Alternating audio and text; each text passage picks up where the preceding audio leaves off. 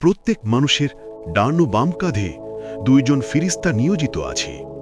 ডান কাঁধের ফিরিস্তা বাম কাঁধের ফিরিস্তার কার্যকলাপ নিয়ন্ত্রণ করে। মানুষ কোনো গুনাহ করলে বাম কাঁধের ফিরিস্তা তা লিখতে চায়, কিন্তু ডান কাঁধের ফিরিস্তা তাকে বাধা দেন, বলেন গুনাহের সংখ্যা 5টি না হওয়া পর্যন্ত লিখবে না। কৃত গুনাহ 5টি হয়ে গেলে সে তা লিখার জন্য অনুমতি প্রার্থনা করে। ডান কাঁধের ফিরিস্তা আবার বাধা দিয়ে বলে যে একটু অপেক্ষা করো, হতে পারেটি সে কোনো নেক কাজ করবে।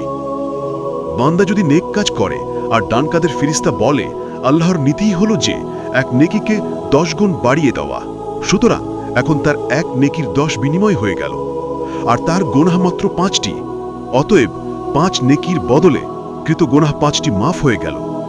অবশিষ্ট 5 নেকি আমি লিখে রেখেছি। এই অবস্থা দেখে শয়তান চিৎকার করে কাঁদতে কাঁদতে বলে যে, এমন হলে আমি কিভাবে মানুষকে নিজের আওতায় আনতে সক্ষম হব?